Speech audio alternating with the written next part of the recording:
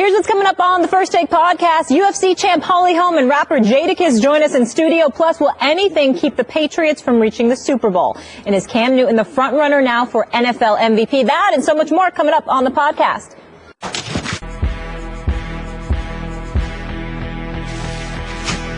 There's this ooh, what's that? And that's what Cam Newton is. When you talk about what the real MVP is, it's this culture that he's created now in Carolina that's vibrant. Every teammate is getting into it. Every little kid walks away with a ball. It's what he's doing to an entire culture that says, listen, if we believe in each other, if we understand this, I'll put you on my back and I'll carry you. And that's why I just think, honestly, Tom Brady's work is Tom Brady's work. Yeah. But what Cam Newton has done in this season, Cam Newton by far deserves to be the MVP. Good day. We've got a lot in store for you today here on First Take. Thank you so much for hanging with us. Coming up, Holm, the woman who took the belt from Ronda Rousey, is in the house. We'll talk about that fight with her. And Jadakiss has a new album. He'll stop by as well. Skip Bayless, Molly Karam here with you in Bristol. Stephen A. joins us from Philly. Good morning, gentlemen. Good morning. How y'all doing? Well, you sound a little better than you sounded yesterday, I hope. I'm feeling a little better. Good. I'm feeling a little better. Good. Yes, sir. Let's go. Oh, snap. Looking good. All right, let's work. You guys just heard Ray Lewis making a case that Cam Newton deserves MVP over Tom Brady after the Patriots game last night. Stephen A., do you agree with that?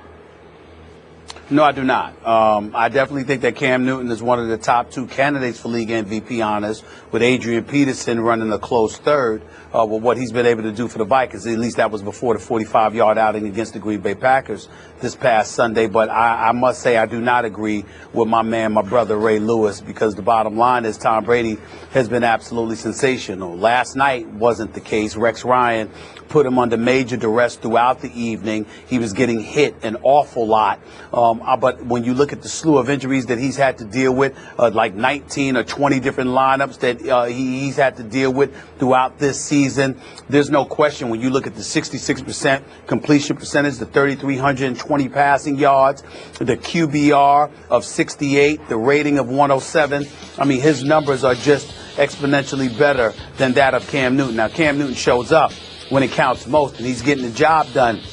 And considering that Kelvin Benjamin went down earlier this season and there's no Steve Smith any longer on that roster, basically all you had was Jonathan Stewart out of the backfield and Greg Olsen as your tight end, and you got a piecemeal Ted Ginn Jr. and others together. What Cam Newton has been doing has absolutely been sensational. But that defense is legit.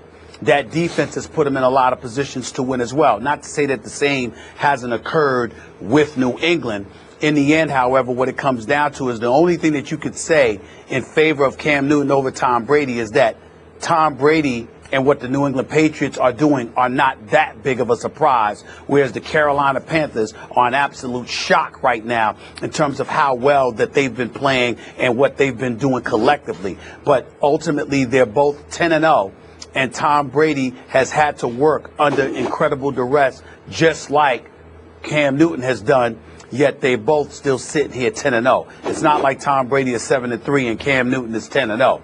They're both 10-0, and they both have their challenges. But the numbers that Tom Brady are putting up throughout this season, he's just been doing it. So I'd say right now he's the leading candidate for league MVP honors, not Cam Newton. But I respect where Ray Lewis is coming from, because Cam Newton is a big-time baller, and he does more with his feet than Brady does, but Brady's doing more with his arm, and at the quarterback position, that's where it counts to me.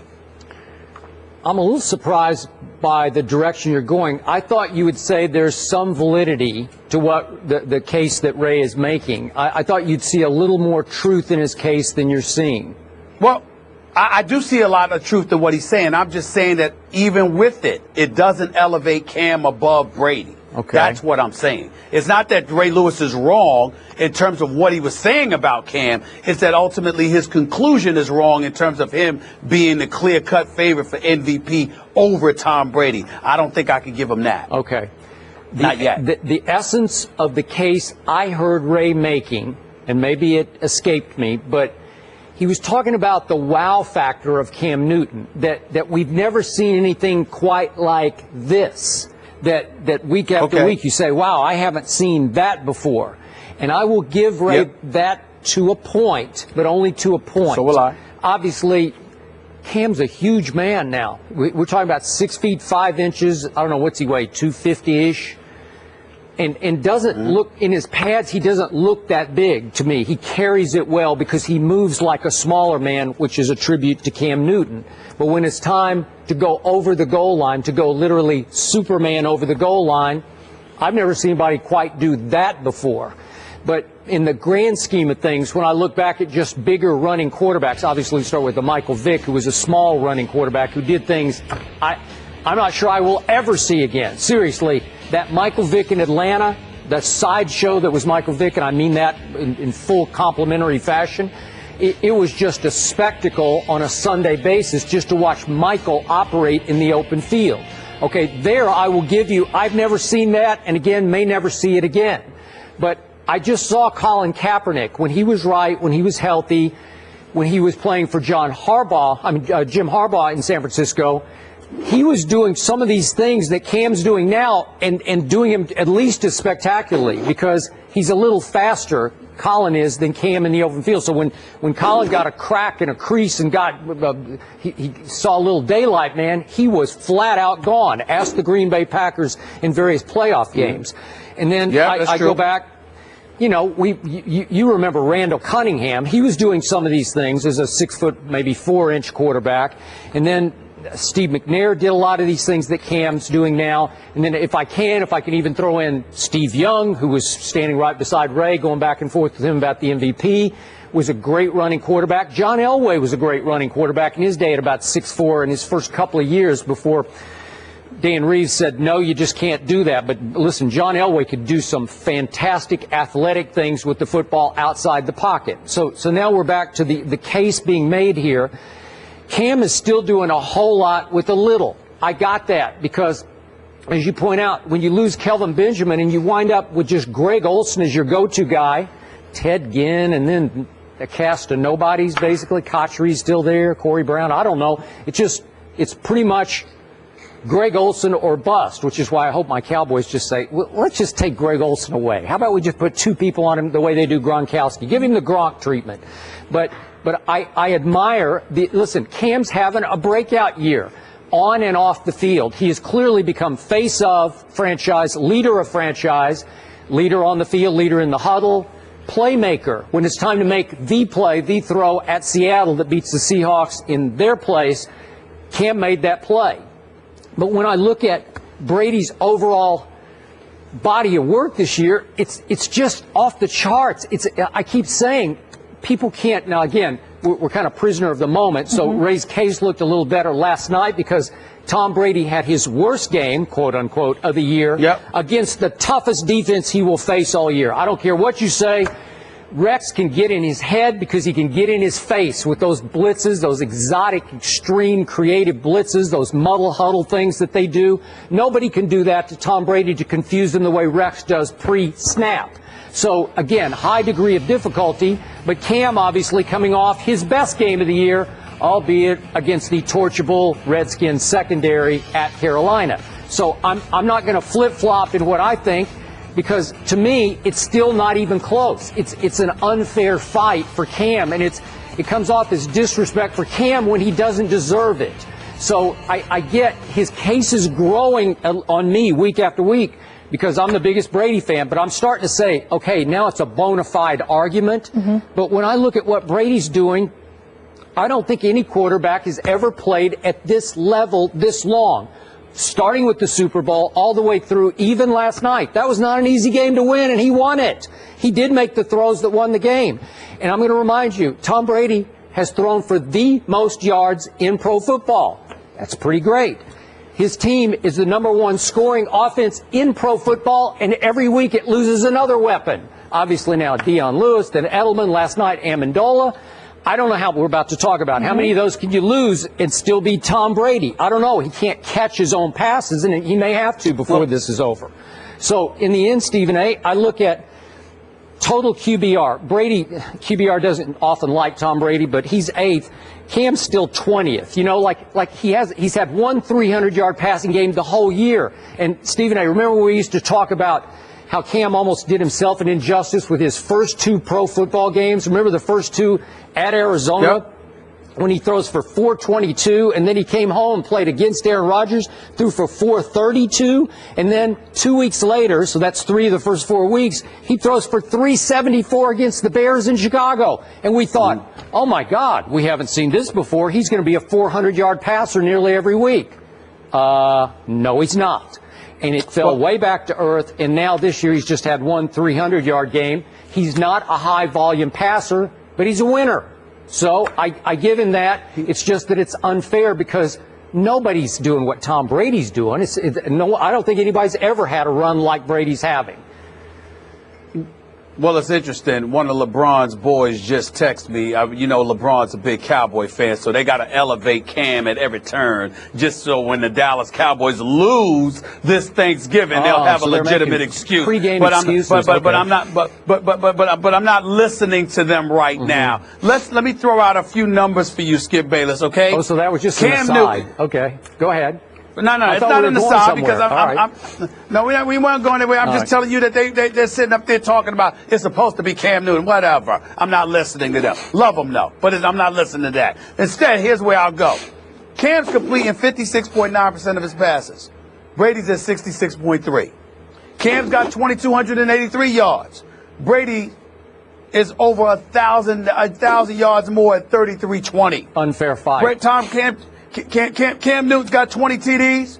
Brady's got 25. Cam Newton's got 9 interceptions. Brady's got 4. Cam Newton's quarterback rating is 90.1. Brady's 107.4. Cam Newton's QBR is 58. Brady's is 68. Yep. Every statistical category outside of their record, which is identical because they're both undefeated. They are. Tom Brady is doing what he's doing. Cam Newton deserves a lot of credit. Cam Newton is a league MVP candidate. Brady better he better perform better than he performed last night moving forward, or Cam will catch him. Yep, I agree. All of that's true. Yep. All of that's true. But in the end, what this comes down to is that right now, Brady's having a better year. Cam's just winning. And there's a lot to be said for that. Yep. And Cam is electrifying the NFL landscape. There's no question about it. He's legit. But to all of those folks out there who are just root for Cam to get the MVP, keep on rooting because it's possible he might win it.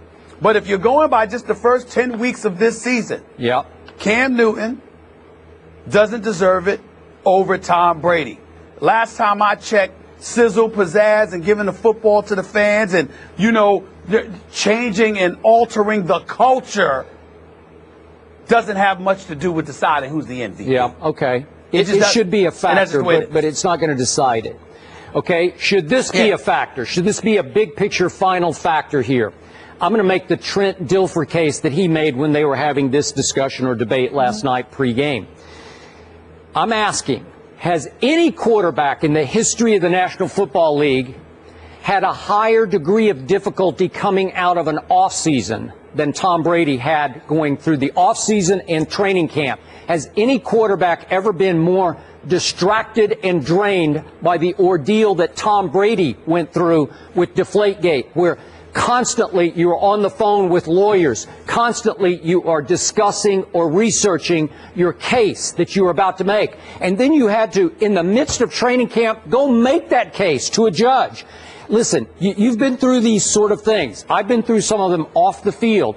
It takes an enormous amount of your energy and focus away from something that is obsessive when you're trying to prepare to be a quarterback of the defending Super Bowl champ in the National Football League.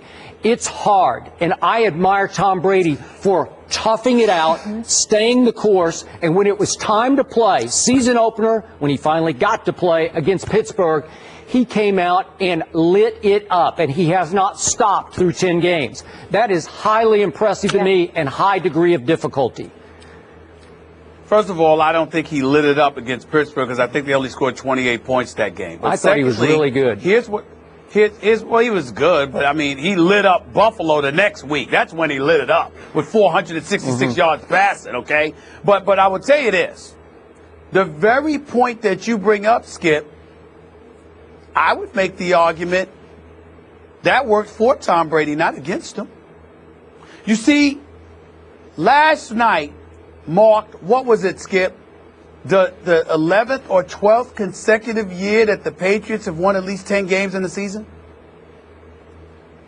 These guys win all the time. So even though Tom Brady himself, as the person that he is, doesn't need extra motivation, it never hurts to get it. And the fact that the commissioner and the National Football League have gone after Tom Brady to this degree, one would argue it benefited him, not deterred him. Okay, but just remember. Because when you win, go ahead. You know how you take these things very personally. I can be at fault myself occasionally. Tom Brady, in my view, was wrongly convicted in the court of public opinion as a cheater and a liar on top of it. And it raged through the whole offseason. That was difficult for him to bear up under. Now, you can say it ultimately created motivation for him. But listen, it would be hard to live up under that. I'm not minimizing the difficulty of what he had to go through. I'm saying that sometimes that works to your benefit, and that's what we're missing here. Think about the extra motivation of knowing that Roger Goodell is going to have to hand you that Lombardi trophy. Think about how much egg is going to be on the NFL's face if they have to end up giving you that Super Bowl. Of all the things to have that extra added of incentive measures, not to mention when you bring us up, hey, look, the hate is what fuels us half the time. I mean, listen, look, when you're not hating me, I'm wondering what the hell is wrong. What am I doing wrong? I mean, too many people are too nice to me. What the hell's going on? I don't understand it. I don't have enough hate. What's up with that? I mean, some people love it. Some people love it. Okay, my final point is, remember, it went to the 11th hour whether Tom Brady would even get to play the first 4 games or 2 games or whatever it was going to be. So just remember that.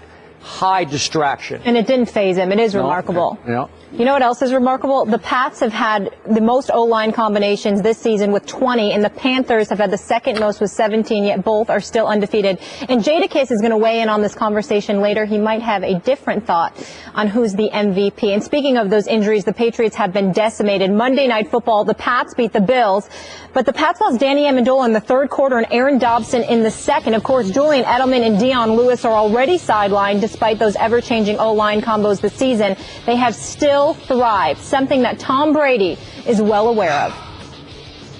Yeah, we lost a lot of guys, and we've lost quite a few guys over the last 3 weeks. So I think we'll just keep fighting and figure out a way to win, and it's good to win against a good defense. Skip, what can take the Pats down?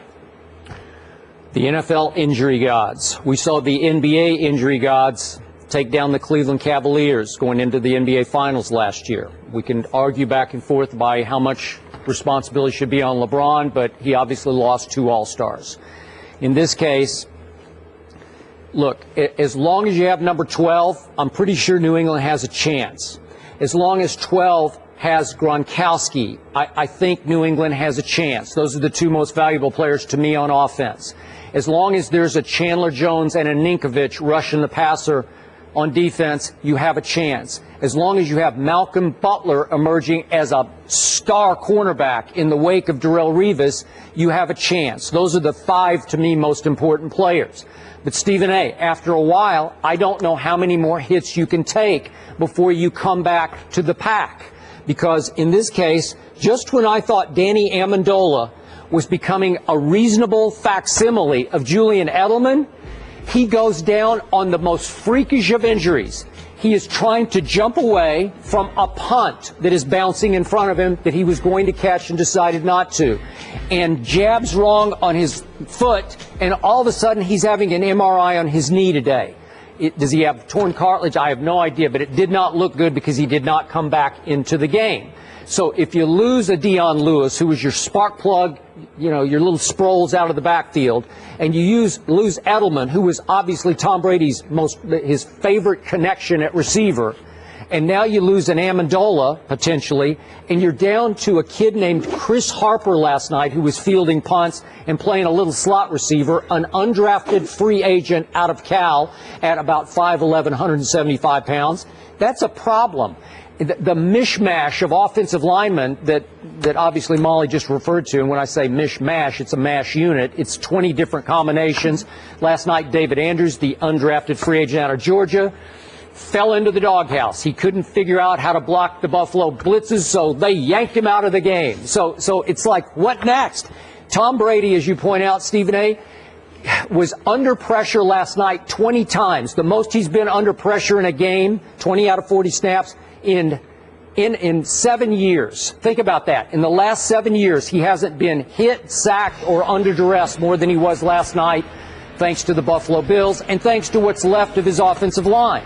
Well, I don't know. I'm sure Tom Brady's pretty sore this morning because he took a lot of shots last night. God bless him. I hope he stays upright. So injuries can take this team down. They're going to play close games to the finish. Do I think they can win out? Can they win at Denver? I think they can. Can they win at Jets? I still think they can. But it's going to be barely every time, just the way they won barely at the Giants, because injuries have leveled their playing field and may continue to at this rate. Well, you're right about the injury bug. What I would tell you is that the only thing you need to be concerned about is whether or not they're going to run the table and go undefeated. I think that when you look at Amendola, I'd be surprised if he ended up out for the season. I'd be surprised if Julian Edelman isn't back for the year. I remember they lost Nate Solder earlier this year. On Amendola, you think he will be back? Or you're not sure? I think he will be back eventually. I think he will be back eventually. I hope so. I think Edelman will be back come playoff time. I know Deion Lewis is out, okay? Yeah. I know Nate Solder is out. Yeah. But I look at the requisite weapons that they have available to them. If you get an Edelman back, if you get an Amendola back, I think you'll be just fine. I think the only thing in jeopardy for the New England Patriots right now is whether or not they're going to go undefeated. Because obviously you got Denver coming up, and then after that you got a home game against Philly. And then after that you got the Houston Texans, who are now coming on strong and is a threat in the AFC South. So let's not ignore that. They've got something to play for, and that game is in Houston against J.J. Watt and the crew. And so then after that, you got Tennessee, and then after that, you got the Jets and Miami on the road back-to-back to close out the season. So without these players available to you, I definitely think that this is something that could endanger your prospects of just running the table and going undefeated. The flip side is, because they're 10-0 and they have such a cushion, Skip, what happens is that you're going to be able to rest guys and not really concern yourself. And we're talking about the Patriots here, which means that you're going to have an opportunity to use these games somewhat as an exhibition, at least to some degree, to prep some of those backups to be ready in case those guys come back, but they can't do what they were doing before they got injured. So I don't find myself as concerned as you and some other people may be about the New England Patriots, because I just think that they'll find a way to figure it out, because they're not battling for a division crown. Right now, they've got a 2-game cushion on the #1 seed in the entire AFC, not to mention a 5-game cushion for anybody else in the division. They're at 10-0. I think those things work to their benefit and positions them to take chances on pretty much preparing other guys to be able to fill in admirably. So I'm not as concerned as everybody else is about. You know what? You actually make a very good point that I get lost on, because I get caught up in 16-0 because I'm on the record as saying I think they can do it. So my pride's on the line, but it doesn't matter. That they could just chuck that whole concept. They could just say, let's just concede. You're right. They're running away with the division race is over. So what does it really matter? Now, again, home field can be a huge thing in the playoffs. So you still want to try to win every game, and I think they will win most of them, if not all of them. But even Jamie Collins, I don't know if you follow this, he's their best playmaker on defense. Yeah. He's been out 3 straight games with some undisclosed illness. I have no idea what it is. Yep. There have been rumors and speculation. Nobody knows for sure. But you got to get him back. When you get him back, remember, their defense in points allowed #1 in the NFL. So it's not a star-laden defense with Revis and Browner, but still, if you get Jamie Collins back, you're going to be pretty good. So maybe the defense can help carry. But you're probably right. Yeah. I'm sure Belichick is thinking at this moment, who cares that much about 16-0? Let's just try to get healthy. Yep. Yesterday, LeBron James joined Hall of Famer Oscar Robertson as the only players in NBA history to rank in the top 25 in both points and assists. But LeBron isn't so keen on comparing players from different eras. Here's what he had to say, quote, I think what we get caught up in our league too much is trying to compare greats to greats instead of just accepting and acknowledging and saying, wow, these are just great players. I think in the NFL, when you talk about great quarterbacks, they don't really compare great quarterbacks. They say, oh, Joe Montana is great. You know, Tom Brady is great. Aaron Rodgers is great. Steve Young is great. Terry Bradshaw, all those great quarterbacks. They never compare them as much, but when it comes to our sport, we're so eager to say, who's better, Oscar or Michael Jordan, or Jordan or LeBron, or Kobe Bryant, or these guys, instead of just accepting greatness. Skip, does LeBron have a point? Molly, Stephen A., he has no point.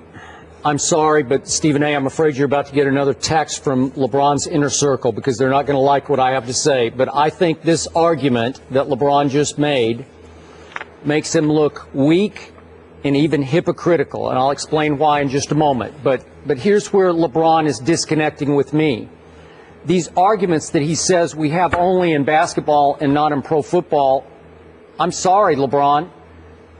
That's all I ever do is argue quarterbacks on this show. It's the lifeblood of this and a lot of shows. These arguments in pro football make the sports world go round. They enliven every barbershop in America. It's what we do. It's who we are. It's what propels us and fuels us as sports fans.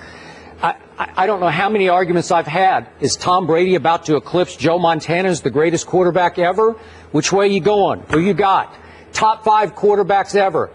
I think Brett Favre belongs. Stephen A. says, no way does Brett Favre belong. Does Dan Marino belong in the top 5 with 0 rings? Does Terry Bradshaw belong in the top 10 with 4 rings? We can go back and forth, back and forth. I even have arguments with old-timers, older than me, saying, Johnny Unitas, greatest quarterback who ever lived. I just say, no, he's not even in my top 10. I'm sorry, I can't go there. It's what we do. And yet, with LeBron James, when I get to hypocritical, I'm going to say it again. When LeBron came out of high school as the chosen one, had it tattooed on his back, and boy, he was. He could, if anyone ever lived up to chosen one, he did. But he also tried to live up to Michael Jordan. He chose to wear 23. His statement was, I got next. I am the next Jordan. We've argued back and forth about that, but that's how I took it. I think a lot of people embraced that challenge for LeBron to outdo Michael Jordan. And all of a sudden, LeBron has fallen to 2 and 4 in NBA Finals, and we all know Michael won 6 with 6 MVPs, and it's game over. And so LeBron's saying, well, why are you doing that? Why are you comparing me? Well, because you wanted it in the beginning, and now you don't want it. Now you say it's unfair and we shouldn't make comparisons. That's what we do in sports, LeBron. I'm sorry. You're still one of the greatest ever. You're in my top 10, and you could rise into my top 5.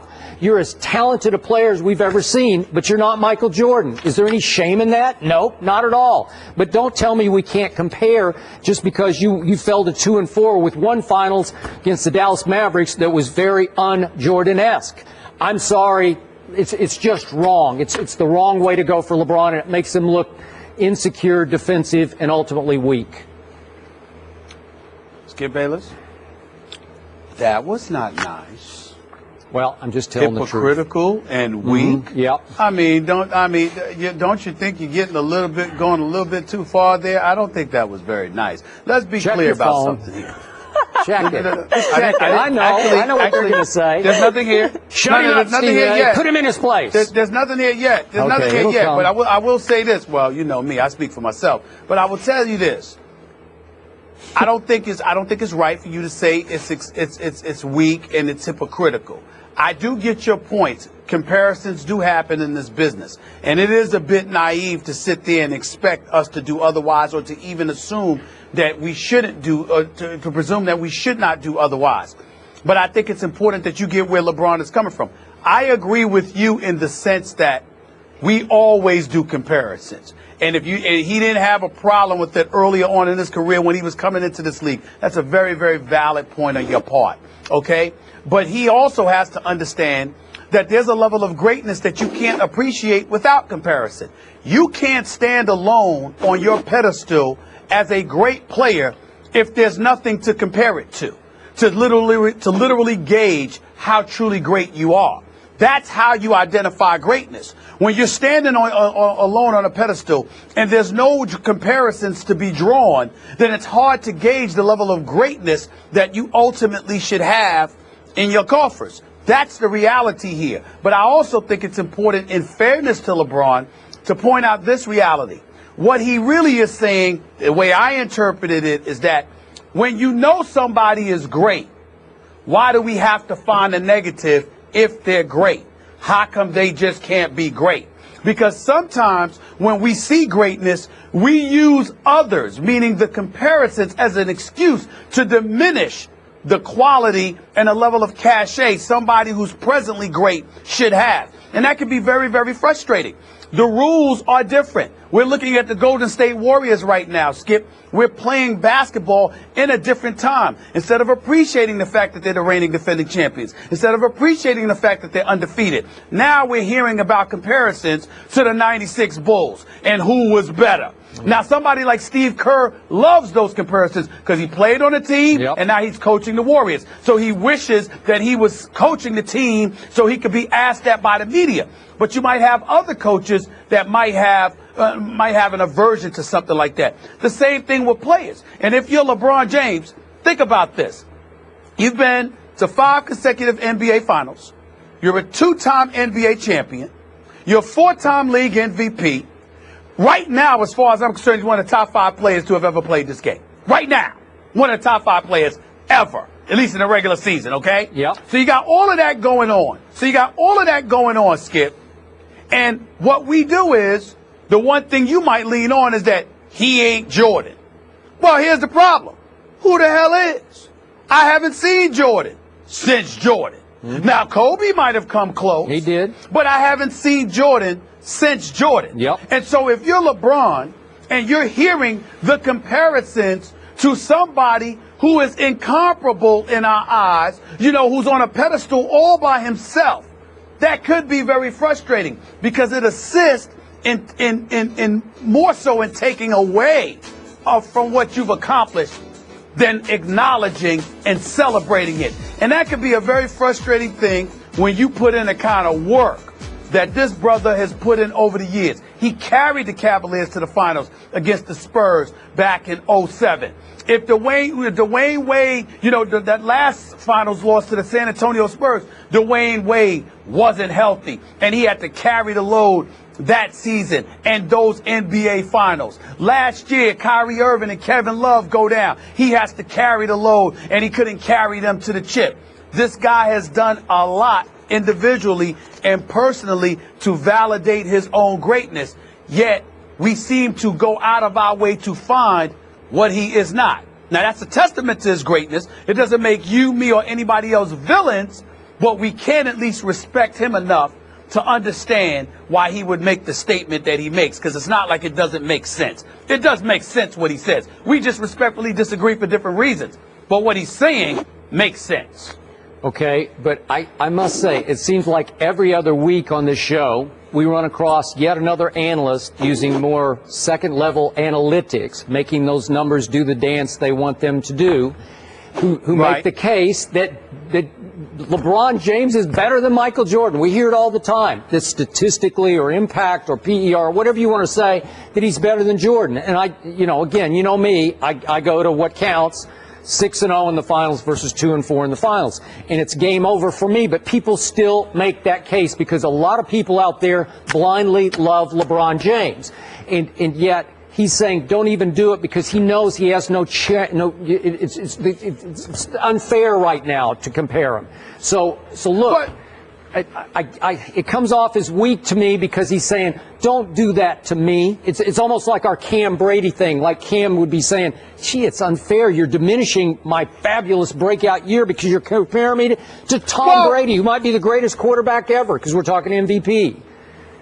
But the fairness where LeBron James also comes in, Skip, is that he could also be saying, don't do it to me because I'm helpless. Like, I can't fend for myself. Is he supposed to come out and say I'm better than Oscar Robertson? Is he supposed to come out and say, look, anybody who knows Kobe knows that Kobe Bryant believes that if he were in his heyday against Michael Jordan, he could have taken it. Yep. But Kobe's not going to say that publicly, because he doesn't want to come across as disrespectful to Michael Jordan. But I happen to know for a fact he told Michael Jordan that to his face. Okay. Yes, I can do this. I don't blame him a yes, bit. I would have done that. I don't agree, so what I'm saying is, Right. But what I'm saying to you is that it's frustrating, and I can understand the level of frustration for a guy like LeBron because you're not putting him in a position where he can fight for himself. He can make an argument in terms of today's analytics, numbers, et cetera, et cetera. This is what I bring to the table over the course of 82 games. But yes, he got the 6 rings, but he had Scottie Pippen and then Dennis Rodman, et cetera, whereas I didn't. But if he makes that argument, he sounds even worse. And he can't make that argument, so people try to compel him, and they come to him asking questions, knowing he can't really answer it honestly and truthfully without everybody having a connection, because if he said what he might feel, then you know what? He's going to be looked at somebody that's not appreciating greatness that came before him, paving a way for him. And we have to be sensitive to that, too, if we're going to be fair. Last quick point. I'm going to make one case for LeBron James. I'll do it for you, big guy. Okay. You are better than Oscar Robertson. I said it. Okay. I said it, and I believe it. How about that comparison? I agree with that. All right. LeBron needs 6 points. We still love Oscar. Yeah, we do. To pass Reggie Miller on the NBA's all-time scoring list, and he can do that tomorrow night when they play the Raptors, in Toronto. What's better than all pumpkin everything? Everything you need on GoPhone from AT&T. For $40 a month after a $5 auto refill discount, you get unlimited talk, text, and data usage with the first 1.5 gigabytes at high speed. So you can post pumpkin lattes, stream pumpkin parties, share sweet nothings over pumpkin stuffing. Okay, maybe I went a little too far, but it's unlimited, so you can too. Go to the closest AT&T store and ask for GoPhone for $40 a month after a $5 auto refill discount with no annual contract and no credit check. Plus, get unlimited talk, text, and data usage with the first 1.5 gigabytes at high speed. AT&T, mobilizing your world. First payment is $45. $5 discount applied to monthly rate plan charge upon enrollment in auto refill. After first 1.5 gigabytes, get data speeds up to 128 kilobytes per second. Additional charges and restrictions apply. See store for details.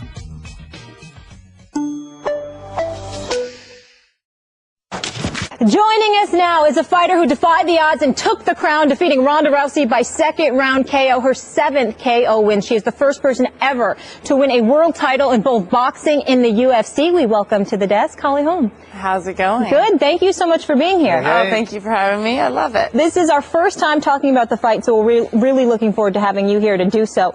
When did you know you had this fight? You know, anything can happen in a fight, and so I knew that I had her timing. I knew that I could do it. After I'd landed a couple of good, solid, clean shots, but I knew that that was only going to stay that way as long as I kept on my toes. You know, I didn't want to let her do anything, counterpunch, land a shot herself. You know, she's obviously proven that she can end a fight in no time flat. So, Stephen A. You know, I'm wondering, you know, I watched this fight and I said to myself, her face could not get away from any of your punches, whether it was your straight lefts or right. I was shocked by that. Did you anticipate that was going to be something that gave you a huge advantage coming into this fight? Yeah, I didn't expect to be able to land as clean as many times as I wanted to, but I think that it just was all that training. I mean, I spent more time in the gym for this fight than any other fight, and it really paid off. So, Holly, how much, if any, sympathy have you had for Ronda after she's experienced such a backlash from so many people who said, hey, she got what she deserved after all her pre-fight arrogance? You know, she's been a great champion for a reason. She's confident. She's gotten there because she believes in herself. So it's kind of a double-edged sword, so a lot of people can kind of throw back at it. But I do have a compassion for her because all these people that are saying this stuff, I don't really know if there's a single actual fighter out there who's really saying that. Most of it has been, you know, people that haven't been part of the sport, and it takes a lot. It's hard to explain it, but you put all this work into getting in there, and you walk in there in front of millions of people knowing you might get beat up in front of millions of people. You might get, you know, I was explaining to some of my friends before the fight, I said, you know, I go in there and get knocked out by Ronda Rousey, I'm supposed to be the stand-up fighter, like that's embarrassing in front of millions of people. And you kind of have to it's a very vulnerable position to be in. She's been the most dominant, so if somebody beats her, it's one of those moments that it's hard to swallow. And that's why not a lot of people can do it. You have to walk in there knowing that it might happen in front of a ton of people, but you have to be okay with it. Takes guts. Well, Holly, that's exactly why I didn't really hold it against her, because I think there's a level of arrogance, there's a level of confidence that you have to have walking into that octagon, because you never know what could happen. You got to believe in yourself, because that's really what you got to hold on to. But with that thought in mind, I must ask you, whether it's at the weigh-in and, it almost looked like y'all were about to tussle at that point, or, when you came together right before the fight, her refusal to touch gloves and get ready to go. I'm kind of wondering, what was your mindset? Did you feel like she was trying to rattle you, or did that make you even more motivated because you were offended by her antics or whatever the case may be? What was going through your mind at that particular moment in time? I can kind of feel a little more emotion at the face-off the media day, the day before weigh-ins. So when she came up at weigh-ins, I wasn't expecting it, but it didn't necessarily surprise me. And it was a pretty heated face-off. But it was fine with me. I mean, we are getting ready to get in the ring the next day and, go at it. So it's kind of one of those things that it's intense. There's a lot of emotion. I didn't really take offense by it. Maybe I just thought, well, she's getting emotional, she's getting involved, I know she's committed, I know she's into this, and but I'm here, and that's all I was thinking at weigh-ins. I'm standing right here. Again, it doesn't matter how quickly you walk over here, how fierce you get in my face, I'm standing right here and I'm not going anywhere. So when the match started, it appeared right away she was going to try to beat you at your own game. She was going to try to exchange shots with you as a boxer. Is that how you saw it? I felt that she might. I mean, any fight starts on your feet, so I think, maybe I'll test it out, and if I don't like it, then I'll go to what I do. I think that was probably how that went, and she did, put my back on the cage for a little bit, and I was able to get out, and she went for a couple of hip tosses in the middle of the cage in the first round, and so I don't know. I feel like it was she went for an armbar at one point, so it wasn't just the stand-up. There was a lot that happened. I think just the stand-up stuff is what stuck out, and so I think she really did try on some of the other stuff. That night I had an answer.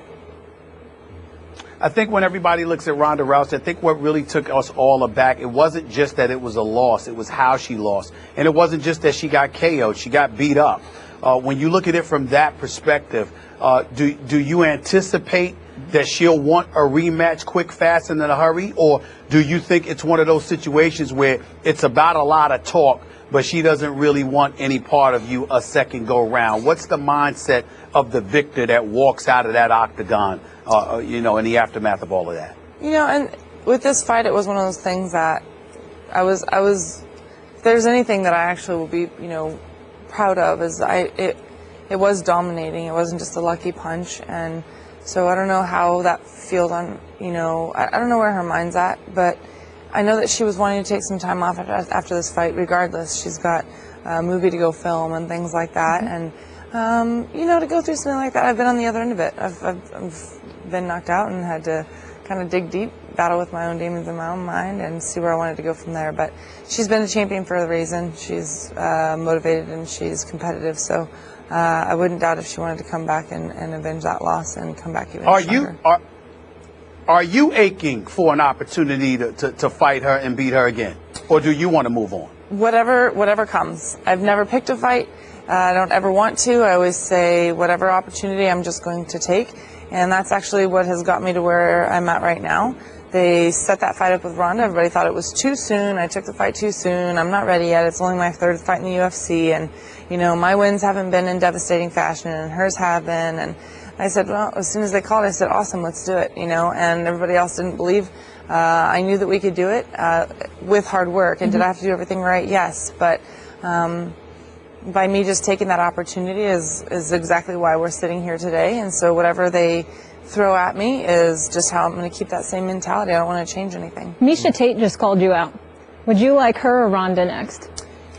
Either one, whatever they set up. All right. So Ronda has had her issues with Floyd Mayweather Jr. You have now met him, took a couple pictures with him. What's your view of Floyd? I don't know him personally. I mean, I just got to meet him. which it's an honor. He's been a very dominant. I mean, obviously, he has never lost. So how do you not admire that and that skill set? I don't know. I know as far as what he's done in the sport. I think it's awesome. Stephen A. Did you? Oh yes. Okay, I'm sorry. Do you think it's one of? Are you one of those that you'd like to? We've heard so much stuff about Ronda Rousey and whether she'd fight him or somebody else. You're not one of those ladies that aspires to get into the octagon with a man, are you?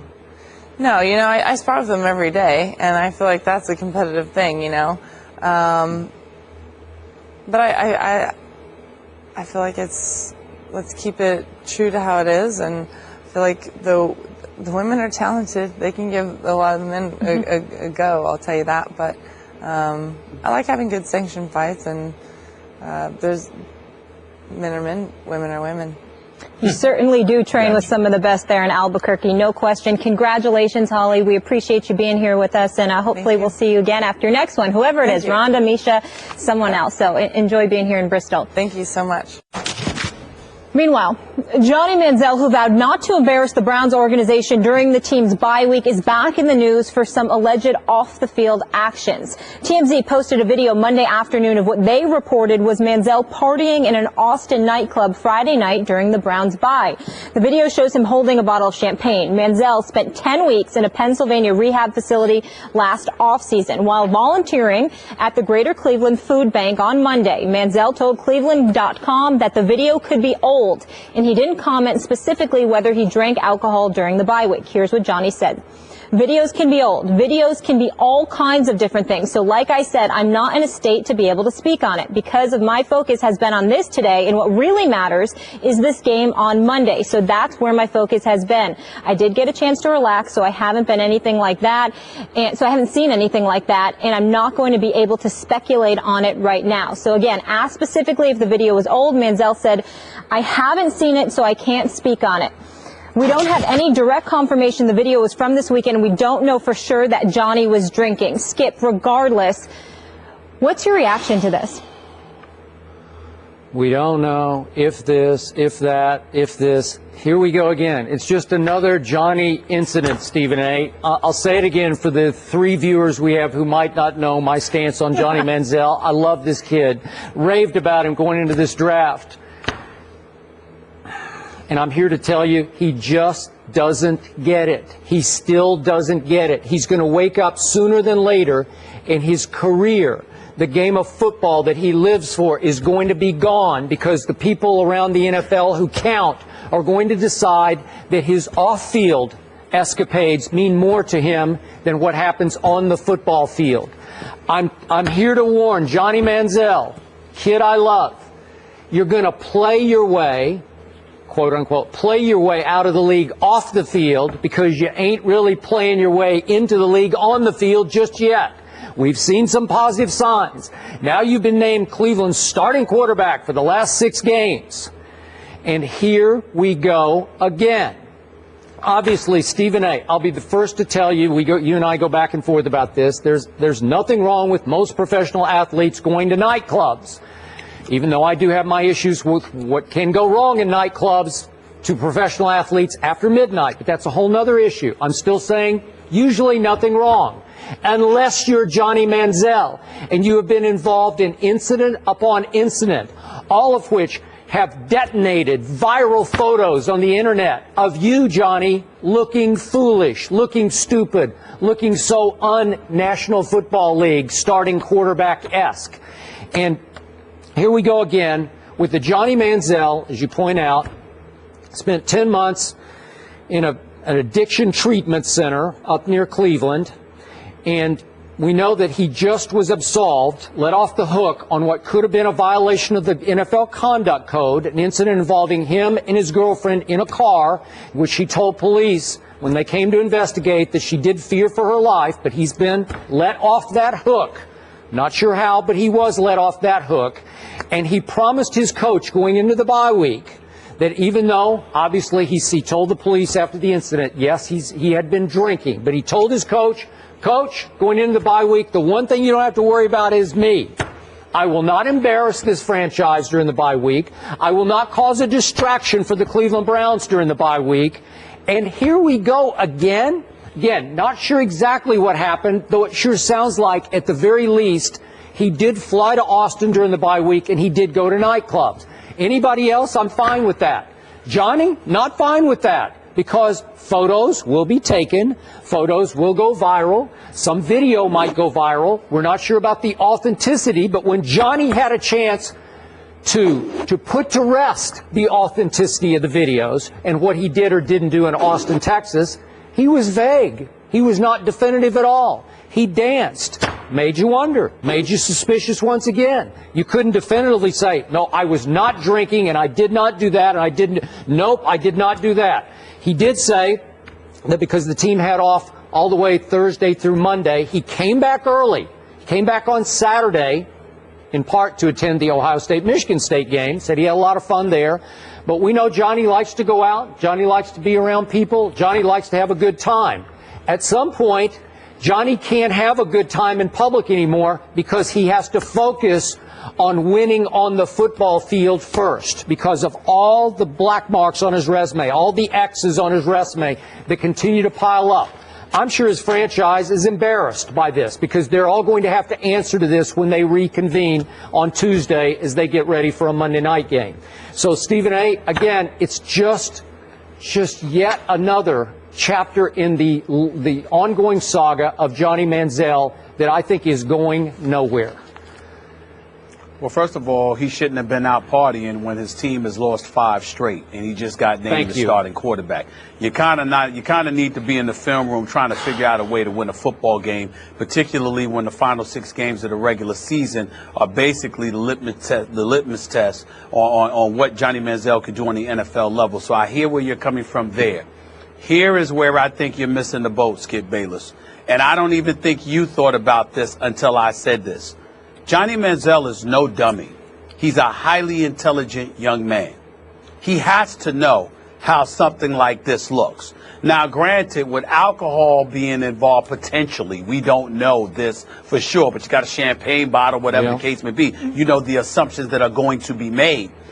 Did it ever occur to you, Skip Bayless, that he's doing it on purpose so he will get shipped out of Cleveland? Johnny Manziel, let me tell you right now, is not happy in Cleveland. I'm talking about from a lifestyle, quality of life perspective. He is no LeBron James. And I'm not talking about just like as much as, obviously not talent-wise. But LeBron James, that is home to him.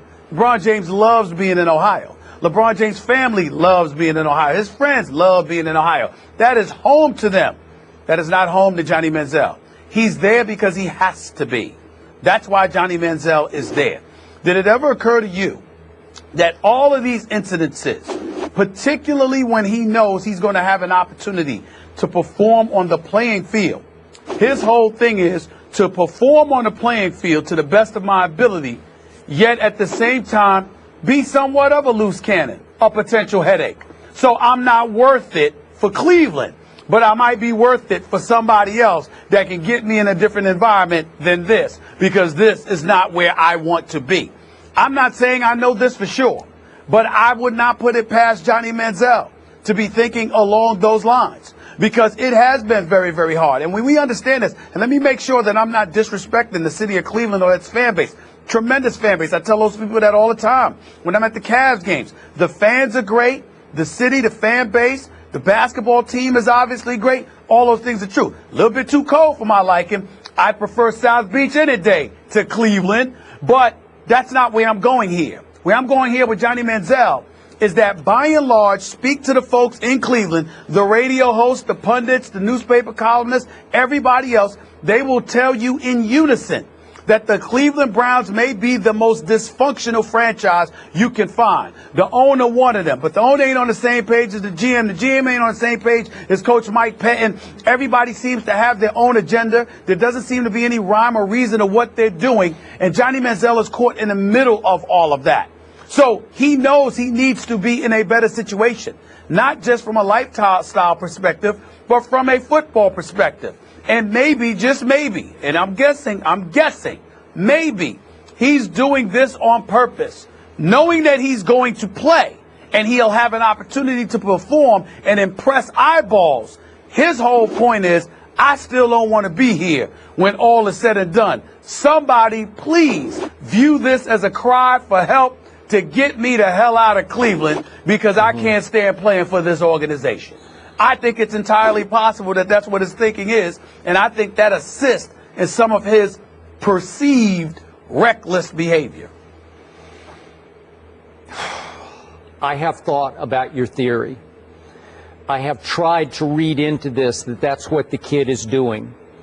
It's just hard for me to believe. Listen, the incident with the girlfriend, that's a dangerous tightrope you're walking. If you're trying to... I want to talk about that. Yeah, I know, but that's one where you've gone completely over the edge on that one. That's one that could ruin you. It could ruin the rest of your career, whatever's left of it. So if we're going to... Just for conjecture's sake, let's say that the TMZ video is authentic and it did happen last Thursday, Friday. Remember, they were off last week. It was a bye week. Okay. Yeah. Let's say, for the sake of this discussion, it is authentic.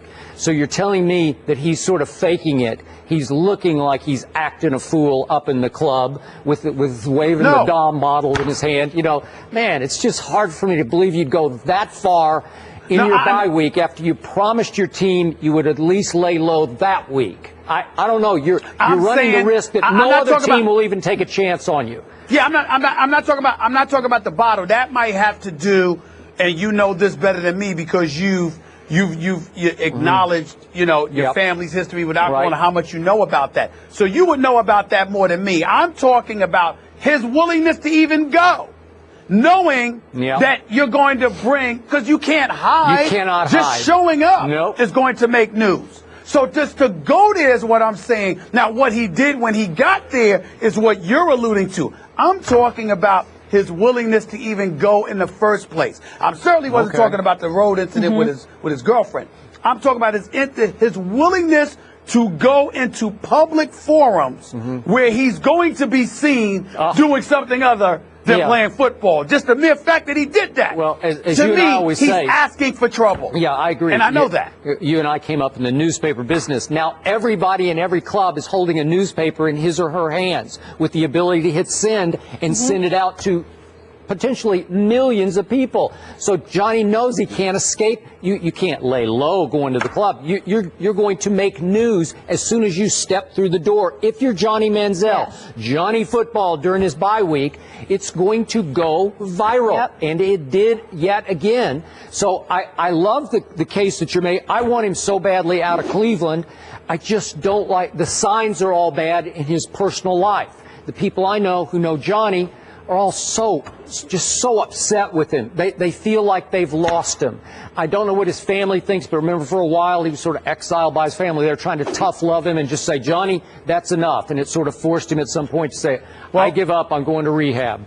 Go ahead. Last point on this, Skip. Always remember this. When you are young, I don't care whether you're privileged or desolate.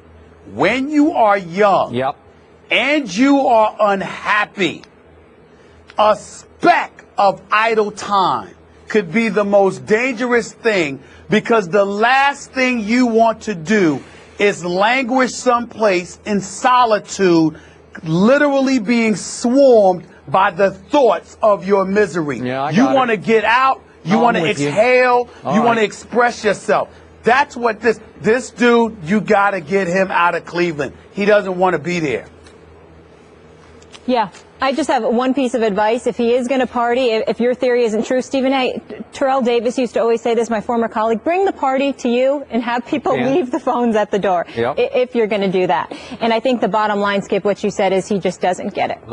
We welcome to the desk Def Jam artist Jadakiss, whose new album released Friday, Top 5 Dead or Alive. It's available now, and it is receiving incredible reviews. Congratulations on that. And thank you so much for being with us. Thank you for having me, man. You know, Steven, what's up, baby? How you doing? You don't even know you got a shout out on the album.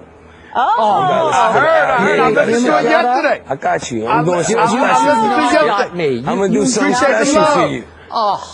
You was actually supposed to be in it, but the guy messed it up. He only said Stephen A. I wound up on the cutting room floor of Jadakiss's album. Never, never. Yeah, it happens. Jadakiss, it's a trip. Thanks a lot, bro. Appreciate it. You're welcome, It's a trip, bro. first of all, hearing your voice in person, because I didn't expect you to sound just like you do. But Yeah. It's no studio. It's my real voice. it's crazy. I love it. All right, let's talk about this bust and this new album. Tell us about it.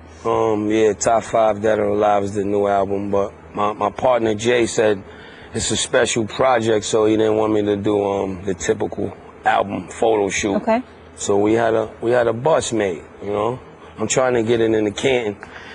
We on the road to Canton. Hopefully I can get a couple pictures next to OJ and Deion Sanders. So are you sending a message you're not getting enough respect, so you're going to induct yourself? Yeah, sometimes you gotta, I had to induct myself. They wasn't recognizing properly, so sometimes you have to make them recognize.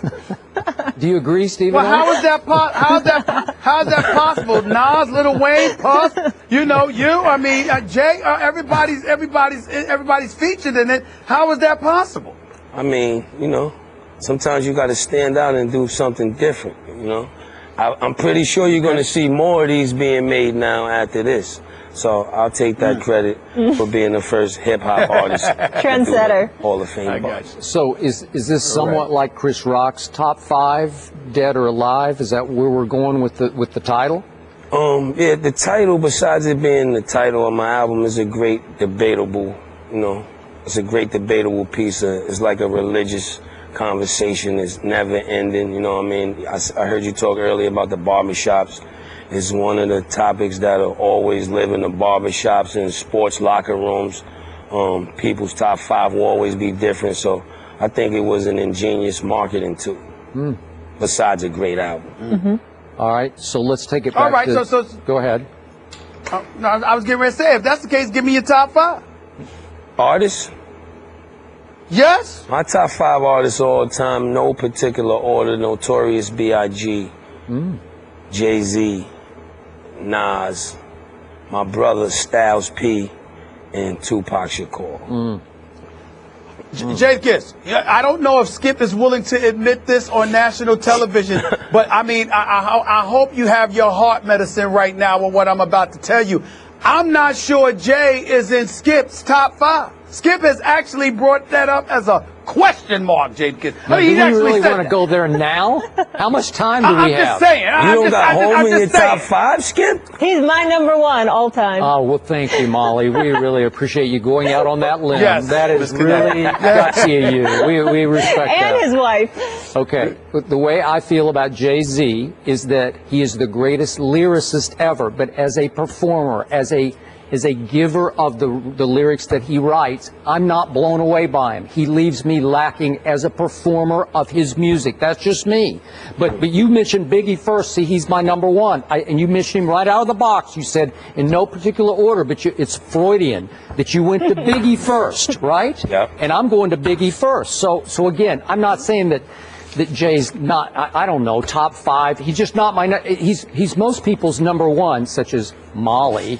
But again, I'm not going to leap to that conclusion. I'm sorry. That's what's good about the whole discussion. The best thing about it is being in the discussion, though, because there's a million rappers that's on nobody's list. So whenever your name can just be discussed or brought up or in the mix of anybody's top 5 is a blessing. That's fair enough. All right, let's go top 2 in the NFL right now. Let's go to MVP. Stephen A. and I did this discussion or debate to start the show. Tom Brady, Cam Newton, who you got? As much as I love you, Stephen A., I got to go with Cam. I would make Cam the MVP just because what he's done for the culture of, North Carolina. He came out of the gate. Nobody expected this. And he's looking strong. That defense, the defense is holding them down. And, they moving the ball. They looking good, and they look like they're having fun out there. Tom Brady, I think the world expects, is not a shock if he goes 16-0. It's not a shock if he wins the Super Bowl. Him and Coach Belichick over there is so strong. You always expect to see them, at the end of the year. So you're in that mode of they can win it every year sort of thing? I never count the Patriots out. Never. Well, Jada, let me say this. I know the numbers. I know he got better numbers. No, I'm not going to give you the numbers. I'm not going to give you the numbers. I got that. I understand that. That's not fair because I researched that, and I get your point. I'm not going to go there. I'm just going to address your point. You making a point about Belichick is valid. But what I'm asking you is, essentially, you're saying that because Cam creeped up on us and is shocking the world with how electrifying he appears this season, that usurps Brady because Brady's greatness has been continuous and therefore expected? Is that your argument? That's my argument. I mean, it's normal for Brady to do this. Cam is really looking like the Panthers really look like they can win the Super Bowl to me. Do they look like that to you? I'll take it. Yeah, I think they could get there. I'm not sure they could win it because in the Super Bowl, you're going to have to score some points. And even though they've been putting up some points, that defense looks elite. I'm not sure I can trust that Ted Ginn Jr. ain't going to drop about 3 passes. I'm not sure about that. I'm just not sure, okay? So I got to worry about that. But, I mean, when you sit there and you say what you've just said about Cam in comparison to Brady, I'll take it back to the rap game from this perspective.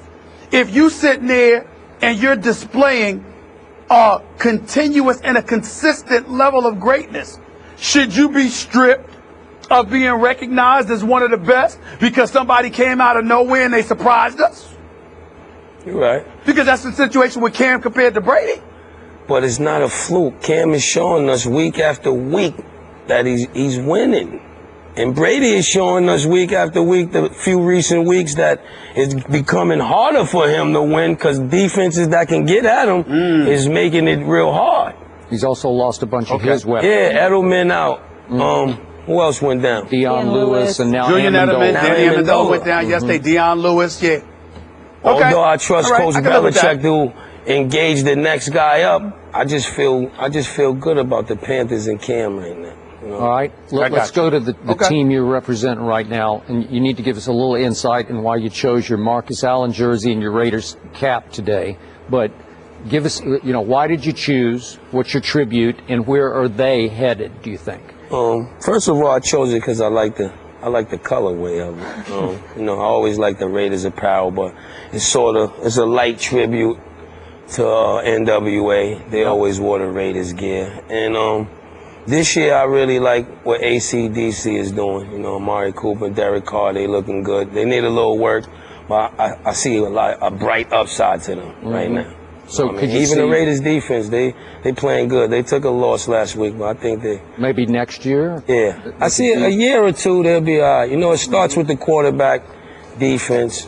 They got Amari Cooper's looking incredible. So I think they'll be all right. I think they got out of the slump of the previous years of doing bad. I'm sure the ultimate Knicks fan, Stephen A. Smith, would like to ask you about the Knicks. Am I right, Mr. Smith? Yes, of course. That's where I was going. I wanted to know how you feeling about that right now, especially since this kid Porzingis seems to be helping out Melo a little bit. They lost last night to Miami, but I mean the kid's looking impressive. I got to give credit where credit is due. I think they're looking great. I think Porzingis is shocking the world with his ability, his outside shot, the putbacks. He has some of the best putbacks so far in the NBA season. I think he need to work out with me and my trainer, Giant, and the bartenders, put a couple pounds of muscle on him, then he'll be really what we need him to be. But as far as the Knicks, I think they're proving people wrong a little bit at the beginning of the season just because you're used to them just being bad, and they're doing all right. I think they'll be all right. They're playing hard. They're playing hard. The Flowers looking good. The draft picks are playing. They're doing their role, so they'll be all right. Hopefully we get a 6 or 7 spot in the playoffs, something like that.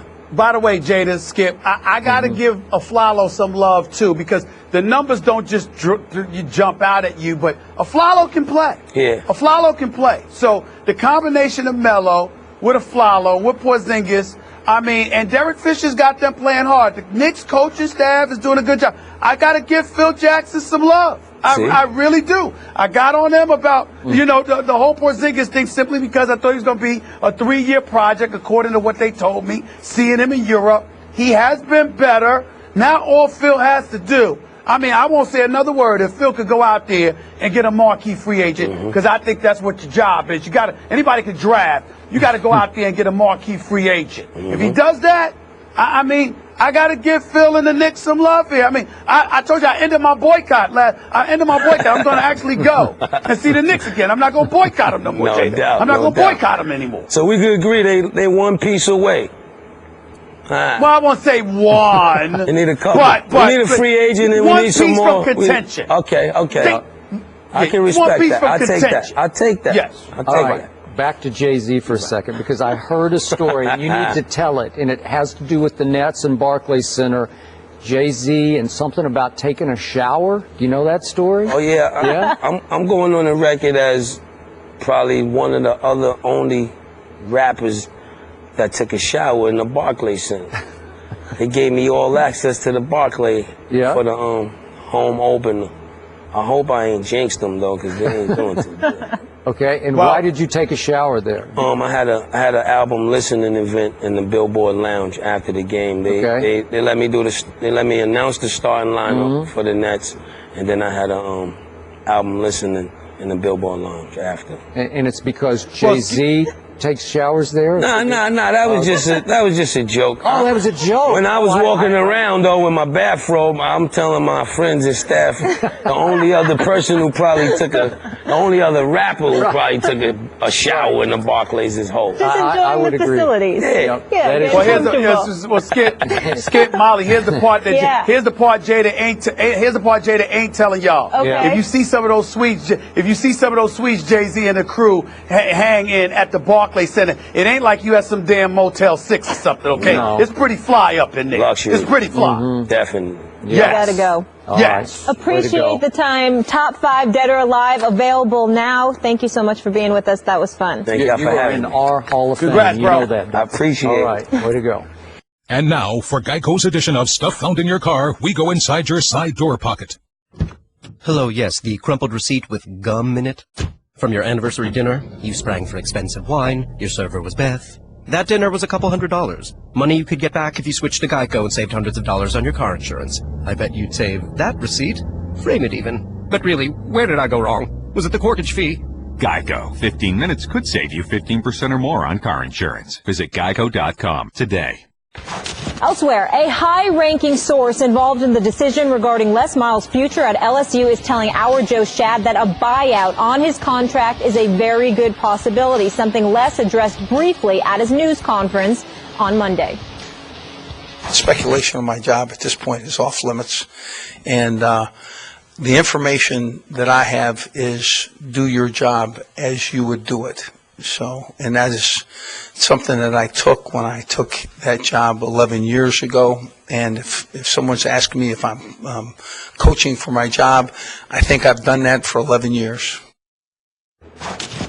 All right, they've lost 3 straight. Miles is under contract through 2019 with a 2015 buyout figure of $15 million. Miles' buyout would decrease to $12.9 million if he was fired after January 1st. Stephen A., does he deserve to be fired? Absolutely not. I mean, it's utterly ridiculous. Let's keep this in mind. This man has averaged 10 wins for a decade. His record is 1-10-32. I'm going to repeat that. 1-10-32.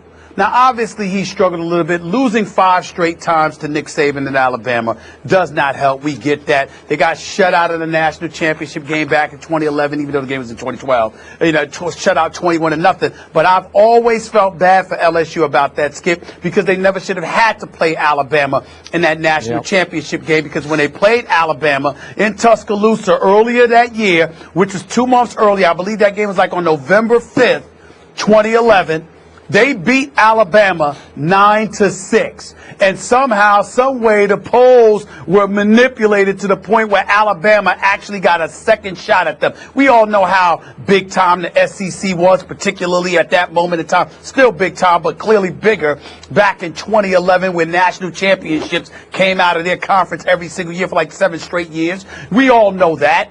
And that was a national championship game, and LSU beat them, and they gave Nick Saban in Alabama a second bite at the apple. I always thought that was unfair. Ever since that time, what he got, 10-3, then an 8-5 last year with a loss in the Music City Bowl, which ain't impressive, and then now they're 7-3 this year because they were ranked number 2 in the nation. They've lost 3 straight. Issues with their offense being a bit pedestrian and predictable. Issues with wide receivers that you can't get. Now, because of all of this news, this kid, I think his name is pronounced Felipe Franks. He was the 59th prospect in the ESPN 300 rankings at quarterback. He backed out of a commitment that he had made to LSU because of all of this noise.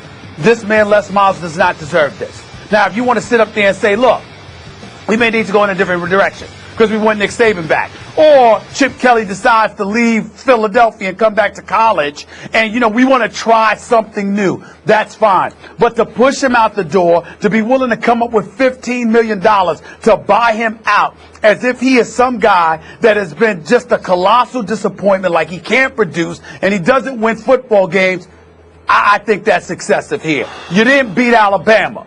Then say it. Say it. Say, look, we don't give a damn about your record. You got to beat Alabama or we don't want you. Say that, and you got me. But if you're bringing a guy there to win football games, the man has won football games. That's all I'm saying. I got you. And I disagree with you. Unfortunately, I'm going to disqualify myself. When we have Les Miles in here before each season, we've had him on, I don't know, 4 straight years. I really like the guy. In fact, he's become my favorite coach as a guy, just to have in, to talk with off camera. But I'm going to have to be coldly objective here.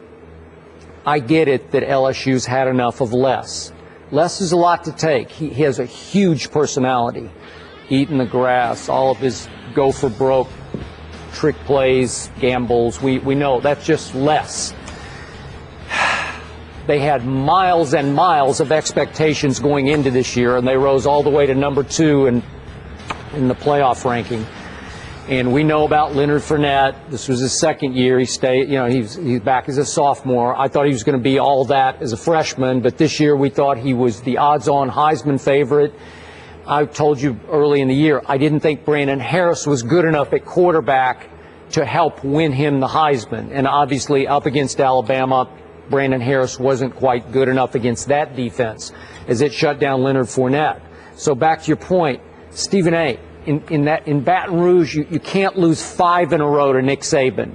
Maybe 3 in a row, maybe even 4, but 5 is just too much. And I know what you're talking about. It was unfair that year. I know exactly the game you're talking about. The 9-6 game was actually Les Miles beat Nick Saban in Tuscaloosa. I won a dinner bet off that game with Eric Mangini, and he never paid me, but that's okay because I still love you, Coach. Honesty. I still root for you. But the point is, I'm still rooting for Les. But Stephen A., he's gone 13-10 in the SEC over the last 3 years. We know how hard it is, but this is LSU.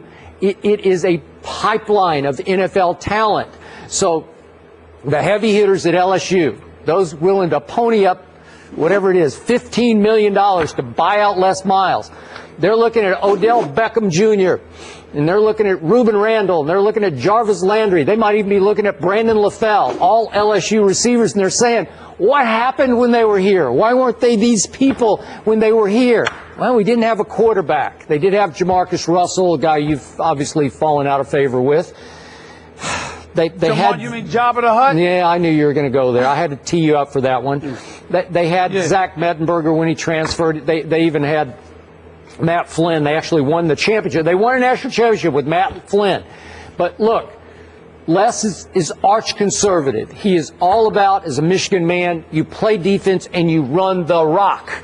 And the quarterback is sort of an afterthought. So he did bring in a Cam Cameron who was very respected. He brought in my man Gary Croton, the ex-Bears coordinator. I thought that might do the trick. But in the end, Les has control of those games. And in the end, it's Les who says, nope, we're not going to throw it all over the lot. We're going to run that rock. And after a while, it just doesn't measure up. So I get it. Do I think Les could start over somewhere else and be great? I do. He was great at Oklahoma State before he came to LSU. I think he could do it again. Maybe he needs a change of scenery, and they do too. Maybe they could get Chip Kelly to come in and go all offense and no defense. Maybe they could start losing 52-49 and see how they like those kind of Big 12 games. I don't know, Stephen A., but I get it. I get it that they've said we're done with less. I just get it.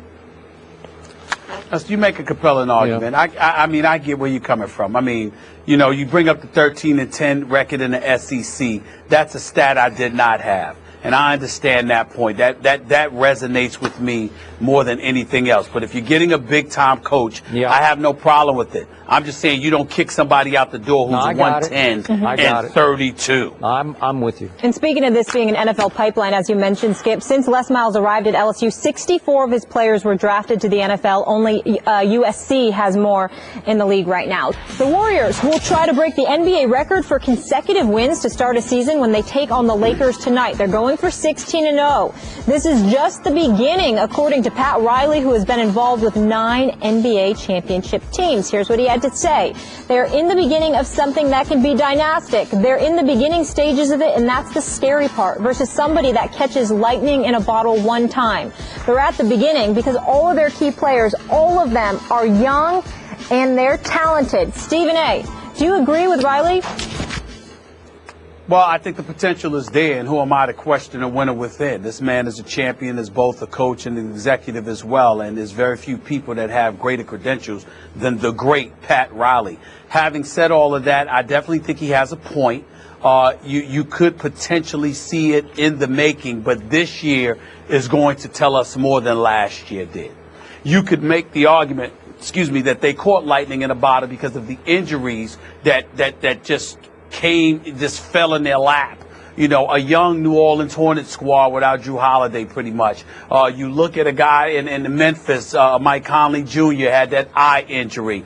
You go up against Houston in the conference finals. Dwight Howard played, but had missed 41 games last year, was never 100%, and Patrick Beverly had been out. Key backup, key defensive player for Houston. Then you go to the finals, and Kevin Love is out, and Kyrie Irving goes down in overtime of game 1.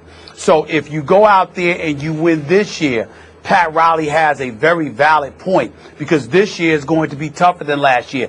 Kevin Durant and Russell Westbrook should be present, and I think that's the one team who could beat Golden State. San Antonio, we can never dismiss. I'm not sold on the Los Angeles Clippers because, damn it, something is missing with that team. And the same could be said for Houston as well. So when I look at it from that perspective, and then I look at what Hubie Brown enlightened us about Sunday night when the Warriors were beating the Denver Nuggets. He talked about today's game.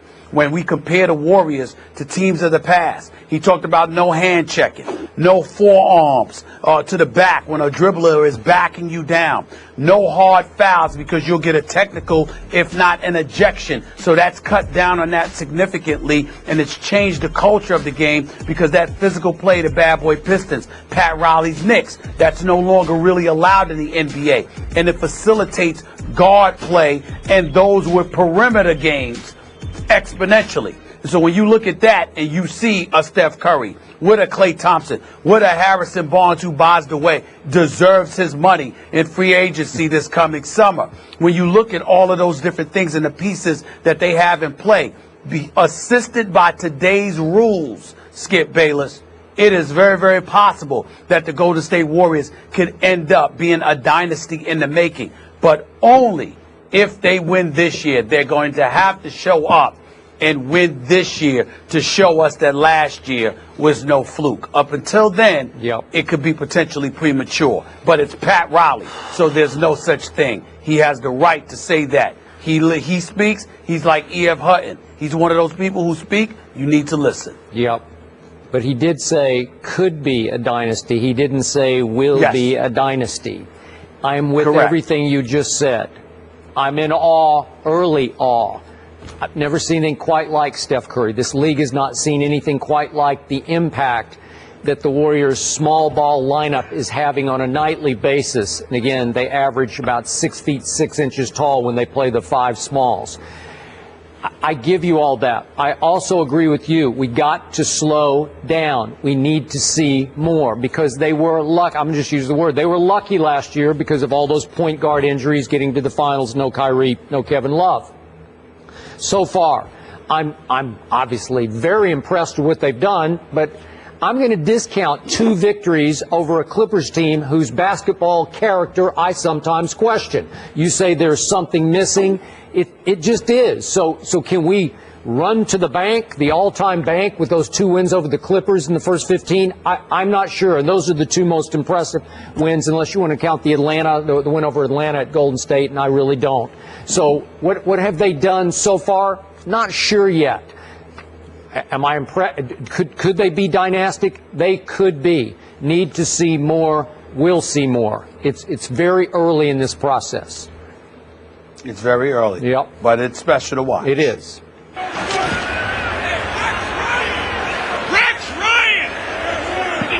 We've used a lot of things in the past. We got a lot of unusual terms. I think we run the gamut. So, we got to get creative and think of different things. So that one's pretty unique. Oh, it certainly is. During the Patriots' 11-play scoring drive in the first quarter, as you heard, Tom Brady was heard using Rex Ryan as an audible call. Like, love, or hate it, Skip? Stephen A., I initially and immediately tweeted that I loved it because it was funny and it was so out of character for Tom Brady and the New England Patriots to use that audible at that moment. And I initially took it to mean that Tom Brady was saying, Rex, I torched you up in Orchard Park in Game 2, Week 2 of this season. Now I can make a little fun of you by using your name as an audible. But then as the night wore on, I started thinking, yeah, but Rex probably loved it too. And now I start to think, should Tom Brady have stooped to feed Rex's huge ego with a shout out to him almost during the middle of their second game, obviously in Foxborough? So I'll say I like it, not that I'm not sure I love it anymore, the more I thought about it. Well, my response to it, I don't care about that nearly as much as I care about your reaction to it, Skip Bayless, because when I think about you, yes, I know this is a debate show, but when it comes to your Patriots or your Cowboys or one of your favorite players, you tend to psychoanalyze. It's almost like you really want to be Dr. Phil. I'd like to see you on Dr. Phil. I'm better than Dr. Phil. With Dr. Phil, where he's he's trying to psychoanalyze you or getting to your mind to see how you conjure up some of this stuff. Yeah, it was cute. So what? So what? It's Tom Brady, Rex Ryan, whatever. I mean, and Rex Ryan. Oh, maybe Rex liked it. So I'm not sure I like the fact that Rex likes it. What do you care? That's exactly what happened. Did he lose? I psychoanalyzed it to death, and I started thinking, why should the great Tom Brady stoop to even recognize Rex Ryan with an audible call? Because Rex hasn't earned that right. But initially, did you laugh? I laughed because it's funny. Well, wait a minute. 3 times now. I've heard it. Hold on. Just 24 hours ago, you talked about how worried you were about last night's game because Rex Ryan is such a great defensive coach who gets to Tom Brady. Now you're saying Rex Ryan hasn't deserved it or earned it or whatever. Make up your mind. Well, he has. He has tormented Tom Brady over the years, and I think he tormented him last night. Then he's earned it. Okay, maybe he deserved. Well, but it's like, don't give him that. Don't recognize him like that, because trust me, Rex went home thinking, I got in his head. It was out of character. I think Rex went home thinking about the latest L that he suffered at the hands of Tom Brady. I'm just saying. Yeah. It's just a thought, Skip Bayless. Yeah. He lost. You could be right. This is a little too deep for you, I think. I'll just keep it on the sports level from here on. Might be. Skip's couch. Dr. Phil Bayless. Yeah. Dr. Phil Bayless. Thank you, Holly. Thank you, Jadakiss, for joining us, and thank you guys. Oh, okay. Appreciate you listening to the podcast. Catch First Take weekdays at 10 a.m. Eastern and catch The Re-Air at 1 p.m. Eastern on ESPN2.